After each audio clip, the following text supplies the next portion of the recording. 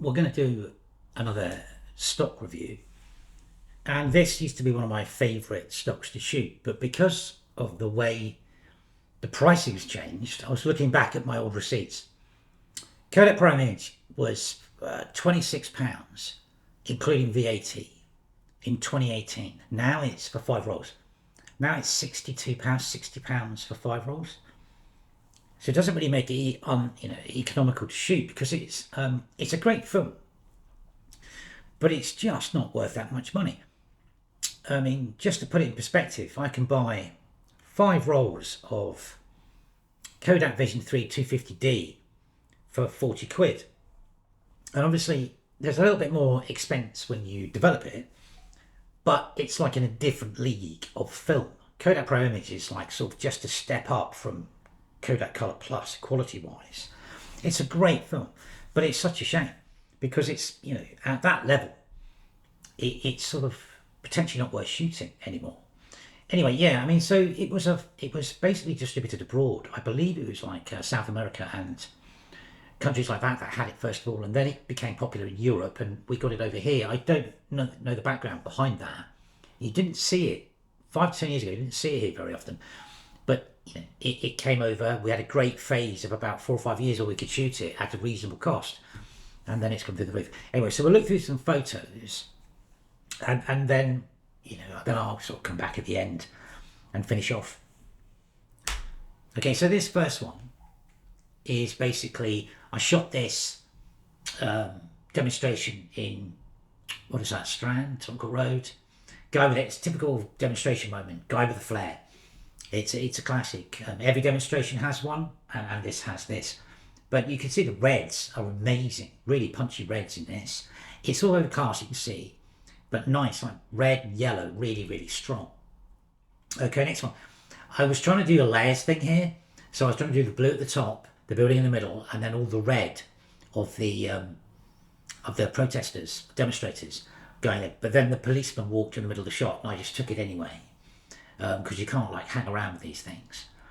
So there we go. We got the cop escort lineup. You can see the high vis jackets. The colour of the high vis jackets are sort of quite interesting there. I mean, they are yellow. I'm not sure if that's correct, but still, that's nice to look at.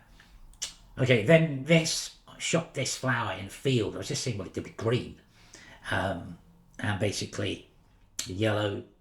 Everything's blown out in the back. What have we got here? Oh, the classic Camden shot, Camden lock.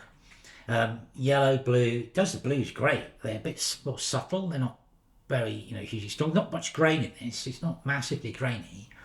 What else we got? Graffiti. I'm always shooting graffiti. I love graffiti. It's got loads of colours. More graffiti, the better. Also, it's street art. I think it's the right terminology for it. But yeah, purples, pinks, all different types of blues in there. Red mushrooms. That's probably in Camden somewhere. Okay, then another flower shot. Flowers are really useful to because I know what they look like in real life. So when you shoot them, you can see how much of a variation you've got between your lens and the film stock you're shooting as well. Quite handy. But yeah, those pink carnations, I think, might not be. Anyway, so yeah, what's this? Okay, my wife leaves stuff around the house like it's some kind of display, so I just photographed it. See, the blue's really good. Sun's coming, backlit, sun's coming through. Nice. That doesn't quite actually look like a pro image. That's more of like a portrait world, but nice, really nice colours. Okay, yeah, it's a Pantone mouse that's yellow. So again, I just shot this just to check the colours out on everything. And then what have we got here? But you've got the Belfast, wandering down the river on a boat. Shot the Belfast. It's interesting when you get a lot of extreme sunlight with this. Depending on the lens you've got, you get a bit of an orange hue in there, a bit warm. But yeah, so I mean, that's grey, and in the background's Tower Bridge. And then down the end of the river, we've got the what are they called, the lift things that go over the river. Can't remember, but I'm more interested in the sky here than those. The sky's really nice, but it's interesting. There's sort of a fall off, darkness at the top, and it drops down. I'll remember what those things are called in a minute. Anyway, okay, and there you go. I mean, there's just a quick whiz through some photos shot with Kodak ProImage. It's a really capable film. It's still available, you know, but you have to pay like 60 quid for 5 rolls. I mean, online in some places, it's like 13, £14 a roll. I just can't. I don't mind paying extra for developing, right? So that's why I don't mind the guys doing EC2N. But like, I don't understand how that film's managed to go from £26 for 5 rolls to £60 between 2018 and now. That's 5 years. I mean, that's crazy. So I'd rather spend my money on that with the guys who are like home rolling the Vision 3 with people like that. I'll put a link down to the guy online. I always get my Vision 3 from. Brilliant.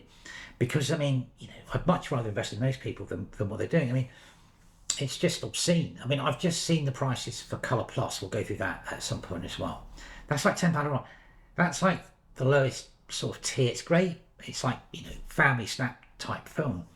But I think it was like £9, £10 a roll for that. I mean, I was buying that stuff for £3.95 a few years back, I'm sure of it. Anyway, okay, so that's Kodak ProImage 100. I won't moan about it too much. It used to be one of my favourite things. It's great for the beach. It's because it's 100 ISO. It was great for the summer. It's a great summer film, and it's literally I'd buy a block of it, and that's what I'd shoot in the summer.